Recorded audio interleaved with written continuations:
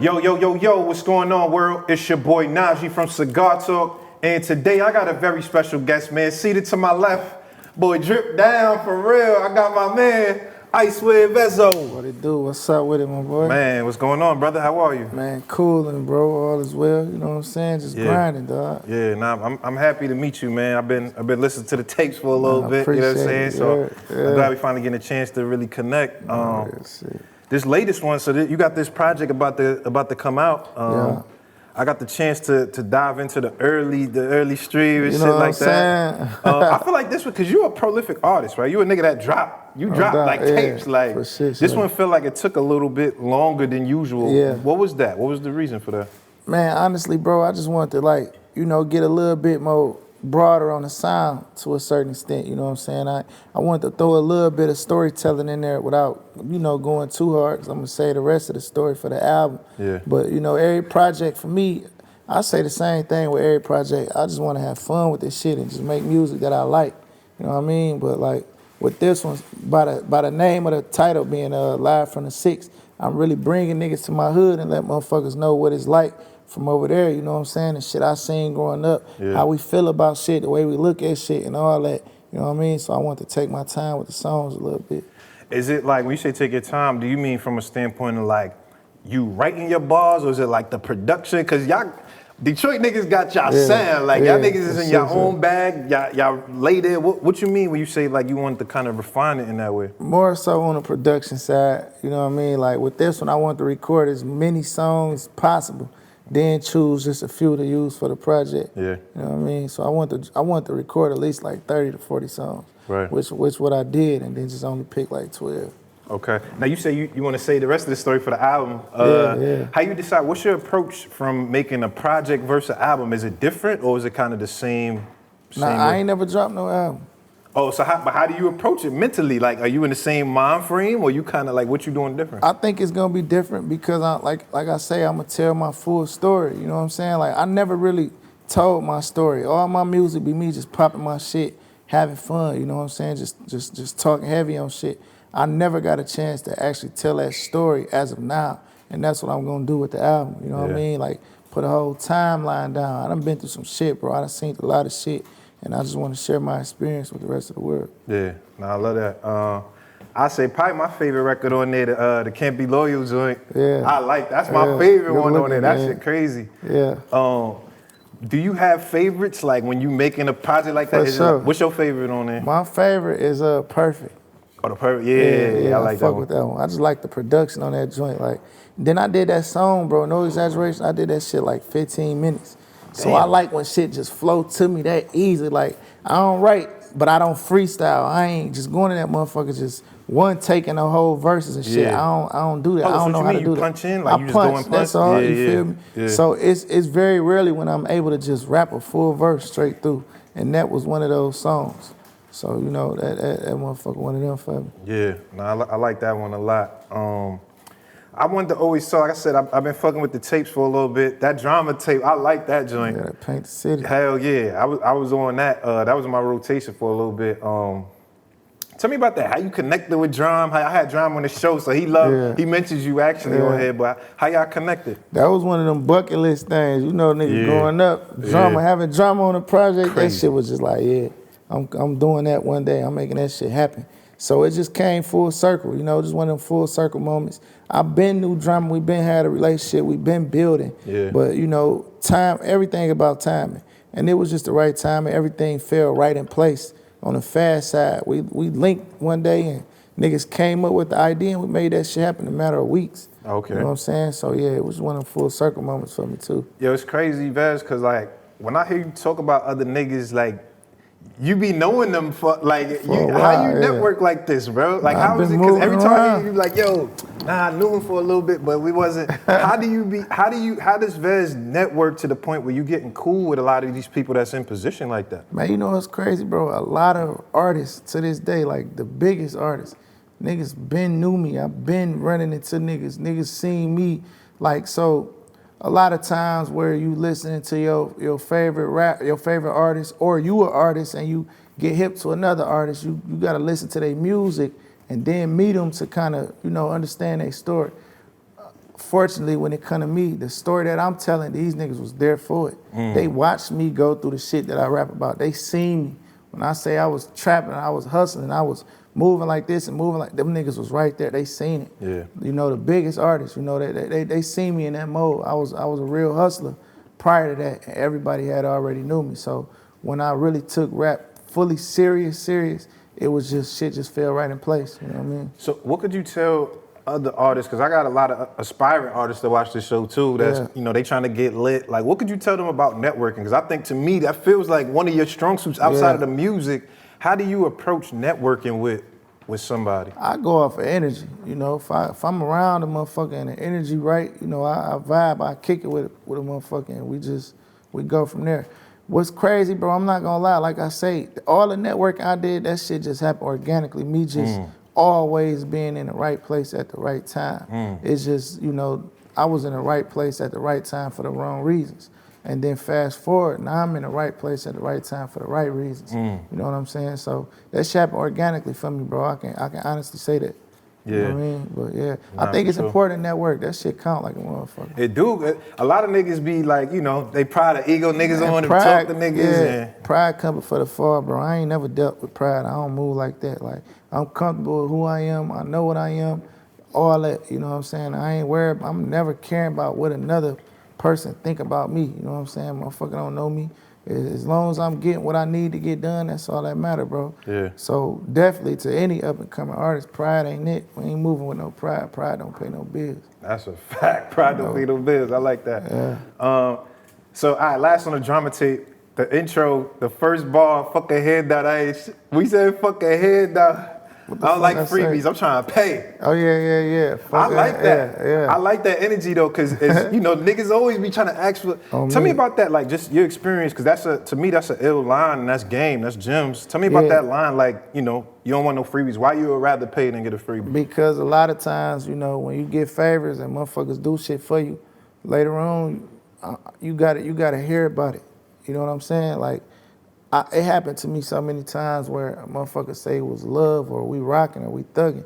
And it might be a favor that happened, but when shit don't work out the way they want it or whatever, motherfuckers see you turn up and grind it up and now you run your money up and you turn yourself to a boss, then them favors jump right back in your face. I don't want to never be in that position where, you know, because anything I do for somebody, it's genuine. Yeah. If I do something for somebody, they never got to hear about it again. No matter what, no matter if they come through for me or not, I'm never throwing it in your face. You know, that make a person feel like shit. So that's why I don't want no favors, because I never want to be in that position to where I got to hear about it later on. It's hard to tell which favors is genuine and what's really love. You never know until you in that position to where this person got to bring it up. You know what I'm saying? So that's happened to you? Like niggas coming back like, yo, nigga, remember in 3rd grade when I It happened to me before, you know, and that's why I stopped fucking with the favor. I don't want nothing from nobody. I'd rather pay my way, or I'd rather earn this shit. I don't want nothing from nobody. You know what I'm saying? I don't, because I ain't got enough time right now to figure out anybody's intentions. Yeah. So, you know, I ain't trying to invest that kind of energy to where, let me find out if you're a genuine person. I don't want to do that, you know what I mean? So it's worth it to rather just pay it. Yeah, prevention is the best defense mechanism, brother. We're gonna prevent it, you know what I'm saying? That's a fact. The last thing I wanted to ask you about the networking, I know when I watched your Breakfast Club interview 2 years ago, you said that you was around the Migos from way before. Yeah. And I thought that was ill. You mentioned Takeoff specifically. You was like, yo, Take was my nigga. You know, obviously rest in peace to the homie. Yeah, I love getting stories like, you know, because I've had, unfortunately, a lot of motherfuckers that have been on that passed away, but, you know, holding people in a good light. What's your, I guess, the memory that sticks out to you just about, you know, you and Take and y'all relationship? That nigga DM me, bro, like 2014. I seen the DM like, damn, that's crazy. Takeoff just DM, what the fuck? I opened the DM, he like, send your line. I sent him my line. Nigga FaceTime, hey, bro, I'm in Detroit, I'm about to pull up on you. I'm like, bro, I'm in my hood, bro. Just, you know, I'll come fuck with y'all. Where y'all show? You got a show or something? Where y'all at? He like, nah, I'm pulling up on you, bro. That man came to my hood, bro, came to my restaurant. I took him to my car wash. I took him to my dispensary. He put all that shit on Instagram. He just showed hella love. Damn. The moment we linked, and I just knew that I knew out the gate, Holmes was genuine. You know what I'm saying? He ain't have to do none of that. You know what I mean? So, yeah, that's a memory that I always had with me. just him pulling up in the middle of my hood, bro, with no security or nothing. None of that just Dolo, shit. Just him? Dolo, bro, real damn, shit. He was him and the driver, bro. Yeah. And he came and rocked with us, bro. It was me, Peasy, my homeboy Webbo, all the guys. And Holmes came in the middle of the trenches, bro, and showed mad love, bro. And, you know, whether he would have did that or not, you know, I was already a fan of him, but yeah. I'm going to keep that memory dear with me. I love that. What you think it was that? Was he just fucking with the music? Was he just tapped in with the movement that he was like, I'm going to come fuck you like that? He seen it early. That the whole Detroit sound he seen it early because he was fucking with Dex. Oh, okay. Yeah, you know what I'm saying? Dex from Detroit, rest in peace. He was a big artist at the time as well in the city or whatever. And Take was fucking with him. He was fucking with my music. He was fucking with Peasy music as well. Like, Holmes synced that shit early, bro. He told us back then, like, bro, y'all niggas gonna have to wait. He told niggas? Because he like, bro, y'all music sound different, bro. This shit don't sound like nobody else's music, bro. Like, it's something about this shit. This shit gonna take off. He synced it early. Yeah.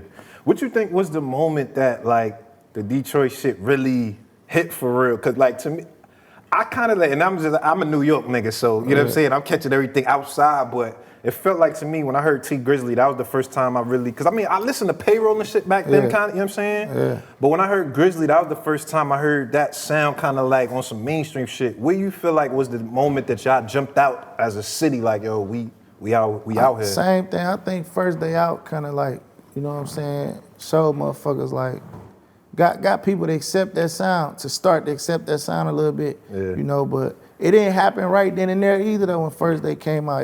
That song definitely got a lot of ears on us.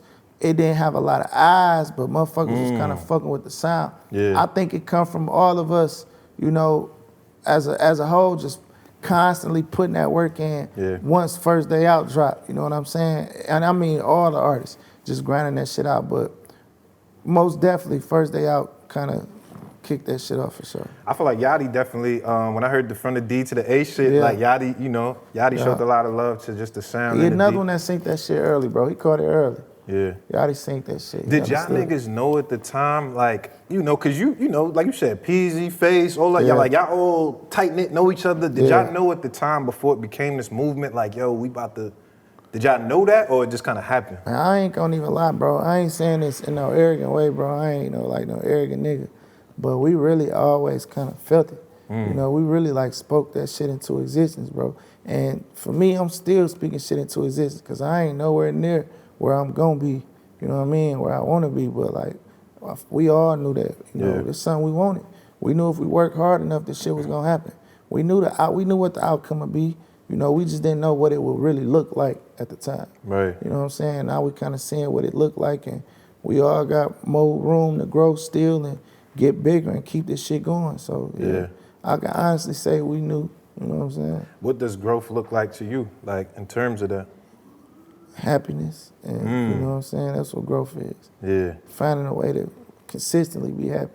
Everybody be happy, you know. I'm sure you be happy, we all be happy, but to consistently be happy, that's growth. You know what I'm saying? Yeah, that's a fact. Yeah. Do you know the type of shit that make you happy? Like, cause that'd be hard for me identifying what it is that's like make me happy. You know what I mean? I'm with you, bro. It's hard for me to identify what make me happy, but I know what make me, as of now, I know what make me the most happy. And that's just spending that time with my kids and my wife and watching my kids smile and have fun and watching my wife, you know, be able to do her thing and just be a mother and just be the boss that she always wanted to be. And that shit coming full circle for her. She opening up her juice bar called Fresh and Press. And she doing this shit in Troy, Michigan, bro. Like, that shit is like, for Detroiters, that shit is iconic. For a black-owned business to be in Oakland County and, you know, Troy and Rochester, Michigan is huge, bro. So that make me happy without a doubt. You know what I'm saying? But outside of my family, it's definitely hard for me to kind of identify exactly what that shit is, bro. I'm with you on that. Yeah. Tell me about the businesses. I think that's interesting, like, you know, the juice bar, because I heard you talk before about all the businesses and shit you had, the restaurant, the car wash, all the shit. What you think for young entrepreneurs that's like, all right, you know, I was outside doing my thing, I hit the street, I got a little paper, I'm trying to figure out, like, what's the best way to take this bread and legitimize my hustle? What advice could Vezzo give out for that? for me, what me and my wife did was just kind of, we ain't rush into nothing. I don't think it makes sense to just because you got the money to do it, to just rush and just do different businesses. You know what I'm saying? I think it's important that you find other shit that interests you. You know what I'm saying? Try to learn yourself a little more. I think that's a lot. That's important. You know, to figure yourself out a little more. See what else interests you. You know what I'm saying? And respectfully, you know, ask yourself what do you see yourself comfortably being able to invest time and energy into, and then you go for it. Yeah. You know, because with the car wash and that restaurant, even that dispensary at that time, that was me just having the money to do it, and I did it. My heart wasn't in that shit. Yeah. And I didn't put no energy into it because I didn't do it for those reasons. I did it just because I had the money, and I didn't want to fuck the money up. And I also wanted to look like a boss. So I had all the wrong intentions. Nah, I don't care about looking like a boss. I'd rather own something and don't nobody know it's mine. Right. I think that's peaceful, being able to do it that way. But was it profitable at that time, the shit that you was doing, or? Yeah, it was profitable, but it would still be here if I gave it the right energy. Yeah. You know what I'm saying? So if I didn't rush it, I would still have that shit. It wouldn't be a thing of the past. Yeah. Like this juice bar gonna last forever. My kids gonna have that because my heart in it, my energy in it, her heart in it, her energy in it. I'm putting time in it. You know, I push some music shit aside to take care of something for that juice bar. Yeah. Because I really care for it, you know, outside of wanting to make a profit. So if anybody, you know, plan on investing, it's important that you figure out what else interests you first. And then you learn the game, learn the business, and see what you can bring to the table to that industry. You know what I'm saying? How can I be different? It's the juicing industry is a big industry, but what can we do that's different? Yeah. How do we add on to this industry overall, you know? And yeah, I think that's the way to go about it. I love that. That's definitely some gems. Yo, tell me about your wife, man, because I heard you say, like, you know, you mentioned her, like, you was in jail, that's a part of your story, and you mentioned her, like, yo, I actually talked to my wife and da-da-da-da. Yeah. Have y'all been together for, like, a while? Like, what's this? Since we was 12 years old. Bro. Oh, shit. This is like junior high school sweethearts type shit? I'm not elementary, middle school. Bro. Damn. Actually, I was 12 and she was 11, shit. Yeah, so middle school. How you do that as a rapper? Because I always think that's interesting. Like, you know what I'm saying? You a rapper, you know what I mean? Your shit bust down. Like, as a rapper having a wife, I would assume, you know what I mean? It's a tough thing to maintain, you know what I mean? Nah, it's easy, bro, because that's my homegirl at the same time. Like, it's bigger than, we done been past all the other state. We did that shit before I was rapping. I done did the cheating and getting caught up and all the arguing and big. We light years past that shit already. Right. That's my homie at the end of the day. And right now where we at, we in a partnership. You know, at the end of the day, a marriage is a partnership, bro. Right. So that's my partner. You know what I mean? And it definitely ain't hard because I know what's at risk. You know what I'm saying? So if I ever gotta compare what's at risk to what I'm looking at, it ain't no question. It ain't nothing to discuss. You know, I love that shit though, cause it's like, you know, just the idea of a rapper is opposite than a wife. Niggas is just, you know, who can fuck about bitches, these niggas be having bitches, wives, and, you know what I'm saying? Niggas just don't, I don't know. I guess I can understand why guys, you know, kind of put their wives on the back burner, I guess, you know. Yeah. Everything ain't for the rest of the world, you know what I'm saying? That can be a thing, or I don't know, you never know. I remember when I got out of prison, I was wearing my ring. You know, my wife had said something to me about shit. Like, nigga, you too young, you look like an old nigga. Like, oh, with the ring on? Yeah, take that shit off, go put some jewelry on. What the fuck is you doing? She like you when you know what I mean? Put that shit on. She a gangster, bro. That's so hard. we be thugging, like, it's all good. That's hard. Like I said, I mean, you know, jail's definitely a part of the story when I'm listening to the records or I hear you speak in interviews and shit like that. I know you said, you know, you learned a lot from there. What you feel like was something that you took from that experience, having to go through all that, like the biggest thing that you took from that whole jail shit? Bro, not to sound retarded, you know, and I don't suggest anybody put themselves in no type of position where they gotta go to prison. You know what I'm saying? So please don't take this shit the wrong way. I'm not ignorant, I'm not dumb or none of that. But jail was the best thing that ever happened to me. That be it was. I wouldn't trade it for the world. If God gave me the chance to rewind shit, I would not go. You would. That's one thing I'm not changing, is going to prison. Damn. I don't know where I would be at mentally if I didn't go to. I do know where I'd be at. I would still be in prison, but only I would be doing life in prison. You know what I'm saying? I needed that, bro. I really need that, and I thank God every single chance I get for putting me in that position to have to go to prison, because I wouldn't be here talking to you, brother. Yeah. Like, I lived a wild life, bro. I did a lot of dumb shit, bro. I did some stupid shit. I put myself in a lot of fucked up positions, bro, and I done been greedy. You know, at a young age, I got greedy, brother. Like, you know what I mean? So I learned so much in prison, bro. I learned what love really is. You know what I mean? Like, I used to think love was something you can just say or something that you thought you can just feel, pause. You know, love is action, and I learned that in prison. You know what I mean? Literally, like without the action behind it, it's absolutely nothing. It's no love there. Yeah. You know what I'm saying? I learned that while I was in the hole. I got into an argument with my celly, bro.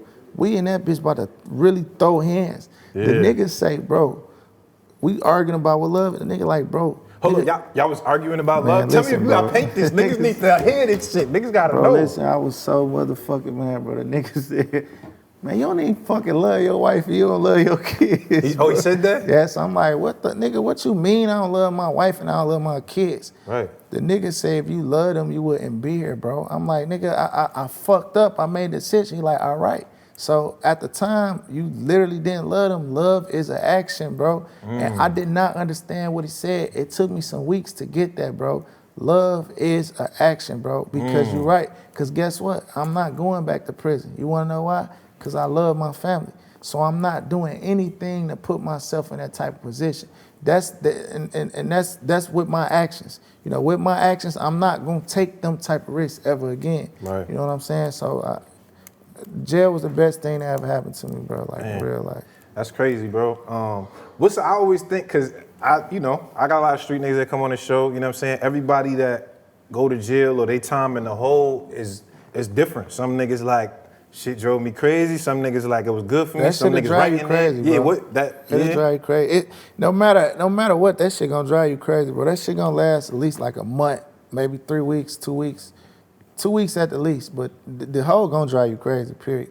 But you know, once you get past that part of it, I think for me, I didn't feel like I was in prison until I went to the hole, honestly. You know what I'm saying? I had a cell phone, I'm smoking weed every day, doing what I want to do in that motherfucker. I got a chef, all that. Like I'm having a chef? in real life, bro. In They got real a life. chef? In real life, bro, wallahi, bro. I had a chef in there.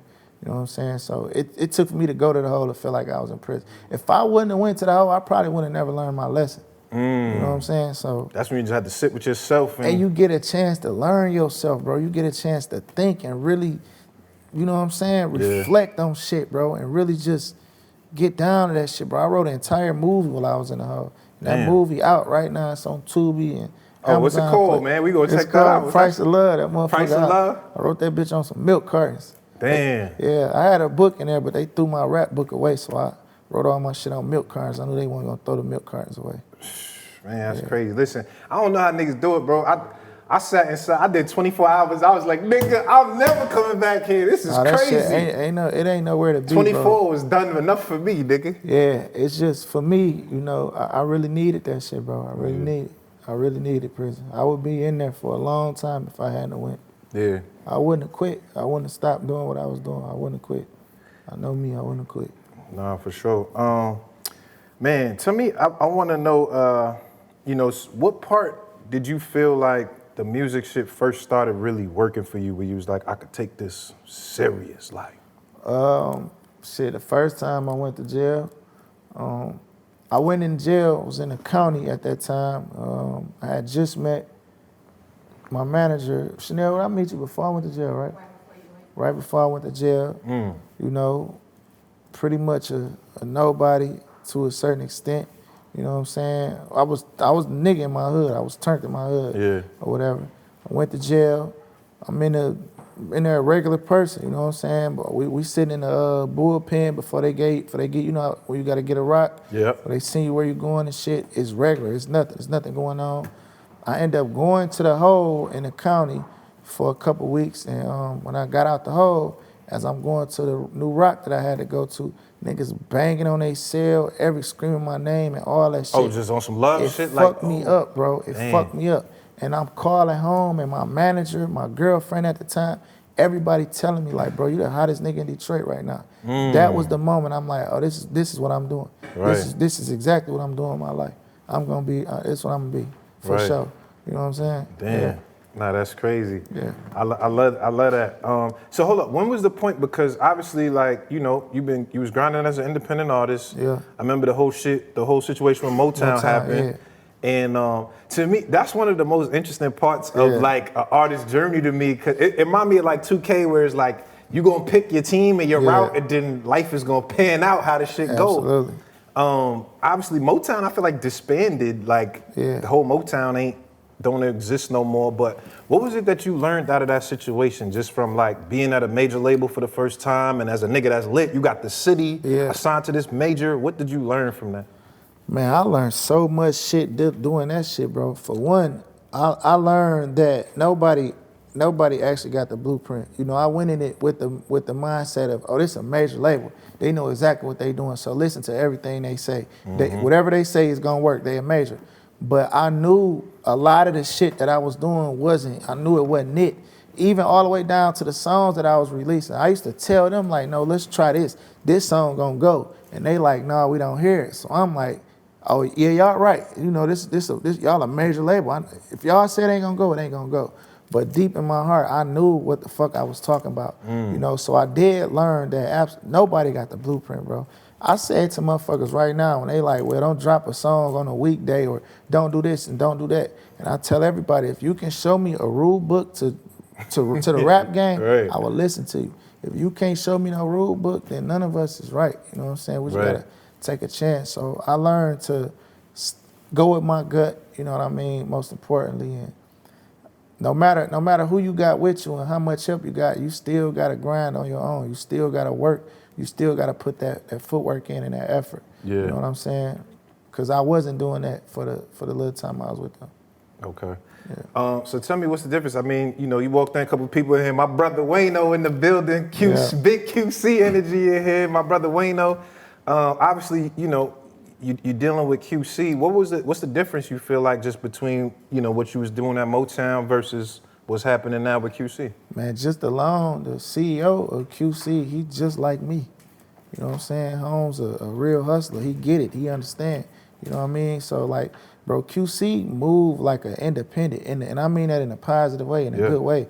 They with the shits. You want to drop 3 tapes in 5 months? Fuck it, go ahead. Yeah. You want to drop a video Friday and another one Tuesday? Go ahead. Oh, you said this gonna go? Fuck it, go ahead. Here go the budget. Let's try it out. Like, they with the shits, bro. They understand that the artists know what the fuck they doing as well. You know what I'm saying? Yeah. But it still was love at Motown, bro. Like Ethiopia, bro. Yeah. She really showed love, bro. Like, she a good woman, bro. And I don't think nothing was intentionally and nothing was her fault. Yeah. At the end of the day, we always trying shit, bro. I'm the first street rapper signed to a record label like Motown. It was a touchy thing. Then I got a certain type of sound that the world wasn't used to at the time. It was just new, bro. It was new for them, and it was new for me. Like I say, it's no right way or wrong way. You try shit, it either work, or you try shit, it either don't work. It is what it is. Yeah. How did you get connected with the whole situation with, like, you know, just P and all them niggas? Like, how did you connect with them? Man, me and P got mutual guys that we know, you know what I'm saying? It's guys I knew from my past that P rocked with and all that, you know, but we linked over on the Instagram side, and we just was vibing for like probably like a year and a half, just kicking it about shit. Pop out on them in Atlanta, we go to parties and thug it out and shit like that. And as far as signing with them, it just came full circle, bro. Like, everything happened organically. I like doing shit organically. If it ain't organically, ain't no point in doing it. Do you like the majors better than being independent? Like I say, being with QC ain't like being at no major. But I don't like the majors better than independent. Yeah. Tell me about that, why? Because it's a lot of artists, like I said, a lot of artists watch this show, and then, you know, niggas look at being signed like it's like, I just got signed, like we on, blah, blah, blah. Like, you know, why you say that? I mean, at the end of the day, no matter who you sign with it, they gotta believe in what you're doing, bro. You can be with a major. If a major believe in what you're doing, then all is well. You can be with an independent company and they don't believe in what you're doing. Yeah. You know, it really don't matter where you at. It's about how you make the best out that situation. You know what I'm saying? I don't want to just shit on the majors at the end of the day because they got hella success. But me personally, my preference is to fuck with an independent company or be independent. You know, I think it depends on the type of music you make, let's say that. I think for street artists, it make more sense to be independent because a lot of majors, they just don't get it. They don't understand it. Yeah. And, you know, a lot of people don't like taking risks, and I'm a risk taker. You know what I'm saying? Nah, the way the music industry is, the way shit going on, a lot of companies just ain't nobody taking no risk, bro. Ain't nobody willing to grow with you. Yeah. Ain't nobody willing to take that chance and build this shit up with you. Everybody wants you to pretty much do all the work, and then they just come in and get the money. Collect. That's just how it go. Ain't nobody taking no risk, and that's what I know I'm gonna be when I finally get the opportunity and the time to focus on the CEO side of the music versus just the artist side. I get it. I understand. I've been in this shit. Like, I seen everything, you know what I'm saying? And most important thing for me is taking risks with artists and knowing if I'm not willing to take that risk, then I'm just not gonna sign you, and I'll let you go ahead about your life and figure out what's best for you. You know, everything ain't gonna be about $1 for me. You know what I'm saying? So I'm gonna be the one that show the majors how to do this. I love that. Yeah, I am. Talk that shit, nigga. I like that. I am, bro. Tell me, I know I listened to this interview with Sada Baby one time. He said, that's your cousin. Y'all cousins or y'all like hood cousins? Nah, that's really my cousin. Your real cousin? Yeah. The nigga said, one time he said, he was like, yo, y'all tapped in. Yeah. And he was like, yo, I asked the nigga for a feature. He was like, nah. True story. He's like, nigga, it's my cousin, what the fuck? True story. But he said he didn't get it till later. Why did you tell me about that moment? Like, why did you tell him no? It was his birthday, nigga. I called him. Like, where you at, little cuz? He said where he was at. Pulled up on him, gave the nigga some, gave him a bottle for his birthday and shit. Listened to his music or whatever. I'm like, this shit hard. He like, bitch, let me get a feature, bitch. I'm like, no. He like, what you mean? Bitch, I can't get it. I'm like, no. Yeah. Grind it up. Go work. Go do something. Why you gotta be lazy? Yeah. Go turn this shit up. Go get it. Go crazy real quick. Then I told him, like, I'm not even beneficial at all anyway. Like, we both grinding. I'm grinding. You know, just wait till I get big enough to do a song with you when you blow the fuck up. But I want you to grind more. He hadn't even put a single out, none of that shit. I'm like, I told him, like, bro, you're gonna be a star. You're gonna be big. I synced it in his energy. Yeah. You know, the way he was overall. He always been like that. He always been a star. I looked him in his eyes and told him, bitch, you're gonna be bigger than me one day. It's gonna happen. It's inevitable. But I'm not doing a song right now. Go grind it out. I did. That's a true story. Yeah. That's crazy. And guess what he did? He grinded out, right? And guess what? Guess what was in his mind? What? I'm about to shit on my cousin. Look where it got. But it helped him, right? It should help him. As he said, when I seen the interview, he was like, nigga, like, yo, what the fuck's my cousin? I can't get a feature. Facts. Tough love. It worked. That shit worked. I seen some shit you just discovered you had a brother or something like that? Yeah. What was that? I was looking on YouTube. It seemed like... I forgot his name, bro. I can't even remember. It was a nigga that y'all said, he's like, hold up. Who your daddy is? And Nah, this is a true story, bro. This really happened. I was in fucking Minneapolis, Minnesota. I had a show at First Avenue, the venue where Prince filmed Purple Rain at. Oh, shit. I got a show in that motherfucker, bro. Yeah. I'm turned about this. I'm the first rapper, period. They let performing there over 15 years. Boom, got the bitch. I'm over my sister's house. We thugging. We literally synced the nigga, bro, in real life, bro. He looked like me and... Hold on, you could see y'all look alike? Bro, listen, bro. Literally, bro, like in real life. I think my sister already knew him, though. He was over there for my sister, but I didn't know him. I just seen him, and I'm like, who the fuck is this? They like, that's your brother, too. I'm like, when y'all meet him? They like, we just met the nigga, too, like, not too long ago. Right. Yeah, in real life. So he had a relationship with my little cousins and my nephews and all that shit. Like, they was from, like, the same neighborhood. He knew them since they were shorties, bro, and never knew that them was his nephews. Damn. True story. That's how many crazy. kids my old dude got. Was the nigga actually for a feature too? That Nah, nigga, he don't rap. nigga, let's look at that feature, nigga. Nah, that right. shit crazy, bro. Nah, that's crazy. Yo, lastly, man, tell me just, cause from listening to the tape, I got a little bit of vision of what 6 Mile like, you know what I'm saying? And, you know, I ain't really been to Detroit, but maybe once or twice, so I don't really know too much about the whole shit. Tell me about 6 Mile. Like, what's the vibe? What's the energy like? Let me see if I can guess. All right, what's the most turned borough, like on some wild shit? Brooklyn, actually Bronx. It go between Brooklyn and Bronx, really. Harlem turn up a little bit too, but probably Bronx. Bronx is. All right, check this out. What's the most like? So, all right, let me rephrase that. Right, what's the one borough where motherfuckers kind of like didn't realize they was really wild like that until like late? Like, damn, them niggas really be tripping over there. Not the Bronx. I'll say that's the Bronx. That's what 6 Mile is. Six like the Bronx? That was one of them hoods that motherfuckers was just looking over. And next thing you know, you look up, niggas just like, man, them niggas over that bitch turned, bro. Like, that's what that hood is. You know what I'm saying? Damn. Hold up, so what type of time was you on coming up, though? Like, was you on, like, nigga, I'm trying to make noise on some street shit? Was you on just like, I'm a hustler, nigga? Like, what type of time you was on? I ain't had no intentions to where it was like, I never told myself, I want to be a street nigga. That shit just happened, bro. Like, if it was up to me, I wouldn't be no street nigga. I never pursued none of that shit. I never tried it. I didn't care for it. Didn't want to do none of that shit. It just happened organically. I didn't even realize I was a street nigga for a long time. No, like real shit, bro. Like I literally didn't know I was a street nigga for a long time, bro. I'm like, how? Like how the fuck am I street? I didn't know, bro. I did not know, bro. Everything I love. I'm gonna tell you off the air. I'm gonna tell you some shit this shit gonna fuck you up, bro. Yeah. I did some wild shit. I did some unbelievable shit, bro, when I was in that fucking 8th grade. And there's a lot of motherfuckers that can vouch for me, bro. That's like, bro, like some shit where if I said, niggas in the comments gonna be like, man, get this nigga the fuck up out of here, bro. This nigga is just talking, bro. I hate them rap niggas that be talking like that, bro. Like, it's crazy. I went viral the other day because I had Jeezy on, and he said he ate Subway sandwiches, and they was $2.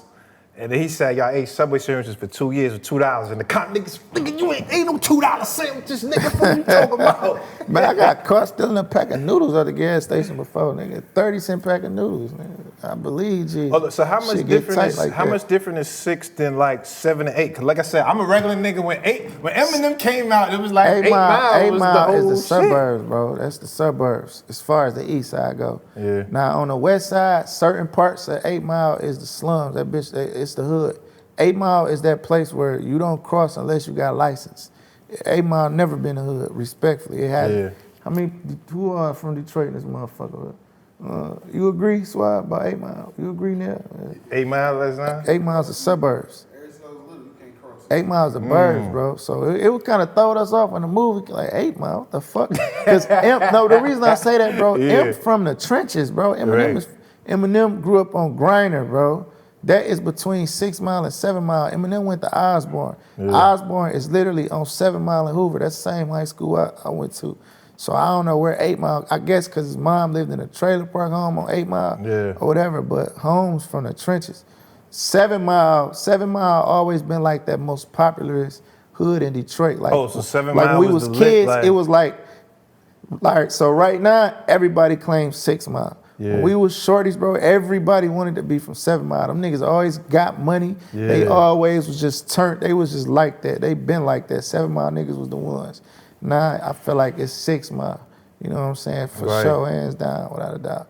So it's definitely the crazy thing, bro, like real shit. The east side and the west side of Detroit down there like two different cities. Everything about us is just different. What you wanted to do before you ain't realized you was a street nigga? Like, what you wanted to do? Like, I always wanted to be a rapper. Vez. I always wanted to be a rapper and an actor. Oh, always? I told my wife, mama, when I was 15, she was tripping on me for not going to school and shit like that or whatever. And she just, I'm in the car with her. She like, you need to go to school You gotta goddamn care about to get her license. You know, she going to college, she gonna graduate. Yeah. Don't no woman want no young man that don't have nothing going. You're not in school, you don't have a license, you don't got nothing going on for yourself. Right. I said, Nita, I'm gonna be a multi-millionaire, I'm gonna be a rapper, I'm gonna be a star, I'm gonna marry Kiara, I'm gonna buy her a house, and I'm gonna take care of her, and I'm gonna make sure she good and got everything she want. I looked her in the eyes and said that, and I stood on it. And I really believed that when I said it. And all that shit came true. What she said though when you said that? She just told me I was crazy. Get the fuck out. She was mad as hell. Get your ass out. She like, get the fuck up. But I did that shit, bro. What they say today, like that when they just seeing it. She still remember that. She talk about that shit all the time. She remember that. I did that. I feel good, I spoke everything I ever wanted to do, bro. I spoke this shit up. Yeah. I manifested my whole life, everything. Yeah. I think because I said when I was saying it, I believe it. Anything I say, I really believe it. When I tell you, bro, I'm gonna be the one. I'm gonna be the next Barry Gordy. You looking at the next Barry Gordy out of Detroit, Michigan, bro. I believe it, bro. And it's gonna happen. It's gonna happen. Me being Icewear Vezzo, this shit just a stepping stone for me. I'm not chasing none of this shit, bro. I don't care about being a #1 rapper. I don't care about none of that shit. I don't care about having no wave. I don't give a fuck if this shit work or don't work. It don't mean nothing to me, bro. Cause it's not what I'm chasing. I don't care about it. I know what I want. So when you say Barry Gordy, you mean like in terms of ushering in niggas under you? I'm coming like that, bro. Pause. I'm doing that. Not even just ushering niggas under me, bro. I'm coming at, bro. Yeah. I'm gonna put Detroit on another light. We're gonna do it again. What Barry Gordy did with Motown, I'm gonna do it again. All right, lastly, tell me, how niggas felt about Big Sean in the hood? Like, was niggas fucking with when Big Sean was the nigga? Was it like, did Detroit embrace him like that at that time? Nah, we ain't embrace him till the rest of the world did. Oh, okay. He from the hood, though. Yeah. Nigga from the hood, without a doubt. Was it just the way he rapped that y'all didn't fuck with it like that? Or was it just... We was on something else. We wasn't, it wasn't the way he rapped, it was what he rapped about. Yeah. We wasn't on that. We wasn't, that wasn't. Like niggas was on street time and so it was just like... For a long time, we always felt like nobody represented Detroit properly. Yeah. You know, a lot of people, when they thought about Detroit, the first thing they thought about was 8 Mile, or Eminem, or Big Sean, or D12. That's not Detroit. That ain't what Detroit is. You know, while the world was fucking with that, we was listening to the Cheddar Boys, the Street Lords, Mae West, Lodge Boys, Tone Tone, K-Deezy, Rock Bottom. Like, we was on all that shit. That's what had us. Dope Boys Cash Out. Like, them niggas turned the city up for real. Yeah. Dope Boys and Big Sean came out the same time. When he was going crazy in the rest of the world, they had the city on lock. They had the whole state on lock. That's what we was vibing to, you know what I'm saying? But everybody respect Big Sean. Sean give back, he do everything. He don't nobody owe nobody shit, but he do everything that a role model should do. He do that, he's standing on business. His mom's been doing community work for so many years, bro. He never really talk about the shit. Sean don't never post none of that shit or nothing. He been giving back, he been doing this shit, bro. Yeah. I respect him. M too, respectfully. Yeah. You know what I'm saying? When you give back, because I see you doing a lot of shit on your Instagram, like organizing giveaways Bro, and different shit like that. I don't post 90% of the shit I do. I don't post it. You know what I'm saying? I don't post it at all. I think it's important, bro, you know. And the only reason I do post it sometimes because just like why Sean may post it, I think us showing that will spark the minds of other artists from our city to do the same. That's and if we got enough people giving back and playing that part, then we can potentially change the economy in that motherfucker if we do the right thing, you know what I'm saying? We can change the mindsets and everything, the way them young niggas move and operate, the way them young niggas thinking. You know what I mean? If we get more people to focus on our actions and not our music, then shit'll be well. Yeah. No, I feel that. Listen, Vez, man, I appreciate your time, brother. I appreciate you coming through. I'm looking forward to seeing the tape. Just lastly, like when the tape drop or when you get to the album, what do you expect like that to do for you? Man, I stopped having expectations for that type of shit. It's just, we thugging, bro. We vibing, we having fun, bro. You know what I'm saying? I got a good, solid fan base. They fuck with me, they rock with me, bro.